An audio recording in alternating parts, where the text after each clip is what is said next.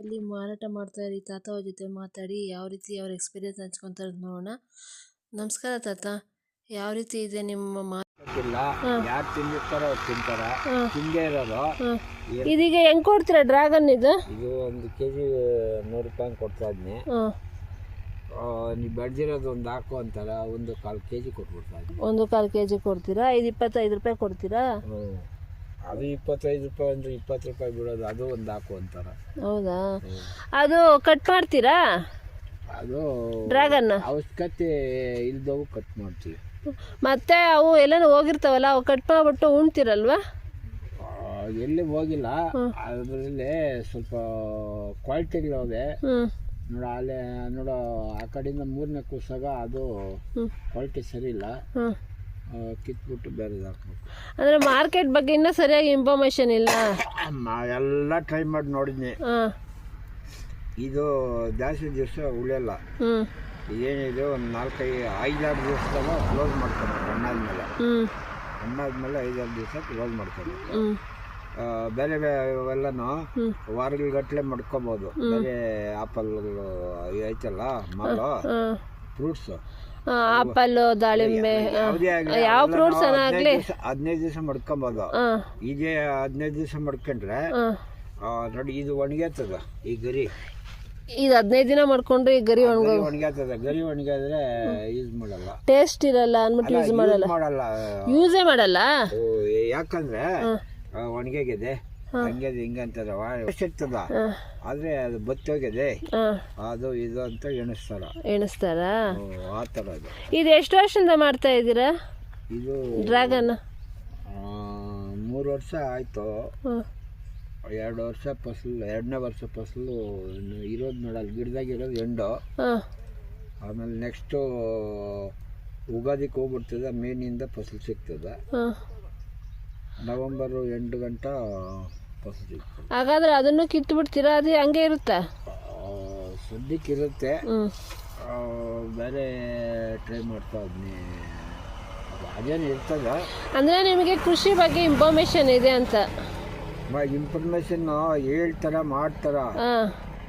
ಎಷ್ಟೋ ಫ್ರೂಟ್ಗಳಿವೆ, ತಗೊಂಡು ತಿನ್ನೋರಿಲ್ಲ. ವಿದೇಶಕ್ಕೆ ಹೋಗೋ ಫ್ರೂಟ್ ಬೆಳೆಗೆ ಬರ್ತಾವೆ. ವಿದೇಶಕ್ಕೆ ಹೋಗೋ ಫ್ರೂಟು ವಿದೇಶಿಗಳಾಗೆ ಬೆಳ್ಕೊತಾವ್ರೆ. ಅವರು ಡೋಂಟ್ ಕೇರ್ ಅಂತಾರ. ಏನಂತಂದರೆ ಟೊಮಾಟೊ ಔಟ್ ಆಫ್ ಕಂಟ್ರಿಗೆ ಹೋಗ್ತದ. ಟೊಮಾಟೊ ನಮ್ಮ ಇಂಡಿಯಾದಾಗ ಎಲ್ಲಿ ಬೇಕಾದ್ರೂ ಮಾರ್ಕೊಬೋದು ಟೊಮಾಟೊ. ಅದು ಸರಿಯಾಗಿ ನ್ಯಾಯವಾಗಿ ಬೆಳೆಗ್ಲಾತಲ್ಲ. ಆ ಬೆಳೆಗಳಾಗಿದ್ದವು ಇಂಡಿಯಾ ಪೂರ್ತಿ ಬರ್ತವೆ. ಆಮೇಲೆ ಅದಕ್ಕೆ ಔಟ್ ಆಫ್ ಕಂಟ್ರಿಗೆ ಹೋಗ್ತಾವೆ. ಮಿಕ್ಕ ಔಟ್ ಆಫ್ ಕಂಟ್ರಿಗೆ ಹೋಗೋದು ಯಾವುದು ಏನಂತಂದರೆ ಅಗ್ರಿಕಲ್ಚರ್ ಅವರು ಹೇಳಲ್ಲ, ಇವರು ಹೇಳಲ್ಲ. ಅವ್ರನ್ನೇ ಕಟ್ಟಂಡು ನಾವೇನು ಮಾಡೋದು, ಪಾಸ್ಪೋರ್ಟ್ ಅವರು ಹೇಳಲ್ಲ. ನೋಡು ತಗೊಂಡೋಗಿ ಈ ಕೃಷಿ ಮೇಳಗಳು ನಡೀತಾ ಇರ್ತಾವಲ್ಲ, ಅಲ್ಲಿ ಪಾರ್ಟಿಸಿಪೇಟ್ ಮಾಡಿದ್ರೆ ಬಾಯಾಗಿ ಹೇಳ್ತಾರ, ಆಮೇಲೆ ನಡ್ಕೊಳ್ಳಲ್ಲ, ಹೇಳ್ತಾರೆ ಮಾಡಲ್ಲ. ಇದು ನೋಡು, ಹೋದ ವರ್ಷ ನಮ್ಗೆ 100 ರೂಪಾಯಿ ಹಾಕ್ಕೊಟ್ನು. ಕೇರ್ಪುರ್ ಮಾರ್ಕೆಟ್ ಅವನು ಡೈಲಿ 1 ವರ್ಷ ಪೂರ್ತಿ ಅವ್ನು 7 ತಿಂಗಳು ಸಪ್ಲೈ ಕೊಟ್ಟರೆ 100 ರೂಪಾಯಿ ಹಾಕ್ಕೊಟ್ನು. ಅವನು 150-60 ಮಾರ್ಕೊಂಡವನು. ಈ ಸತಿ 2 ದಿವಸ ಹೋಗಿದ್ದು, 15 ದಿವಸಕ್ಕೆ ಒಂದೊಂದು ಟ್ರಿಪ್ಪು, 2 ಟ್ರಿಪ್ ಹೋಗಿದ್ದು. ಹಾಕಿದ್ವಿ. ನಮ್ಮ ಟ್ರಾನ್ಸ್ಪೋರ್ಟ್ಗೆ ಸಾಲಲ್ಲ ಅದು. ನಿಮ್ಮ ಟ್ರಾನ್ಸ್ಪೋರ್ಟ್ಗೆ ಸಾಲಲ್ಲ ಅದು. ಅವಾಗ ನಾವೇನು ಮಾಡೋಕ್ಕ, ಅವಾಗ ಯಾರ್ಯಾರನ್ನ ಹಿಡ್ಕೊಂಡು ಲೋಕಲ್ನಾಗೆ ಸೇಲ್ ಮಾಡ್ಕೊಂಡು, ನಾನು ಇಲ್ಲಿ ಸೇಲ್ ಮಾಡ್ಕೊಂಡು ಇದು ಮಾಡ್ಬಿಟ್ನೆ. ಅವನ್ಕ 2 ಸರಿ ಹೋಗಿದ್ದು, ತಿರುಗಿ ಹೋಗಲ್ಲ. ಅವನೇನು ಮಾಡ್ತಾನೆ ಗೊತ್ತಾ, ಸಾಯಂಕಾಲ ತಗೊಂಬಂದು ಹಾಕ್ಬಿಡು, ಬೆಳಗ್ಗೆ ಮಾರ್ಕೆಟ್ ನೋಡ್ಕೊಂಡು ಅವ್ನಿಗೆ ಕೊಡ್ತೀನಿ ಅಂದ್ಬಿಟ್ಟು ನಮ್ಗೆ 45 ರೂಪಾಯಿ ಹಾಕಿದ್ನು. ಅಲ್ಲಿ ತಗೊಂಡು ಹೋಗೋದನ್ನ ಕೇಳಿದರೆ 145 ಅಂತ. ಅದನ್ನು ಕೀಳೋದಕ್ಕೆ ಯಾರಾದರೂ ಬರ್ತಾರಾ? ಅದನ್ನು ಕೀಳ್ತಾರಲ್ಲ ಡ್ರ್ಯಾಗನ್ನ, ಅದನ್ನು ಯಾರು ಬರ್ತಾರಾ? ಬರ್ತಾಯಿದ್ರು. ಅವರೇ ಕಳಿಸ್ಕೊಡ್ತಾರಾ ಇಲ್ಲ ನೀವೇ ಕಿತ್ಕೊಡೋದು? ನಾವೇ ಕಿತ್ಕೊಡೋದು, ಡೆಲಿವರಿ ನಾವೇ ಕೊಡಬೇಕು.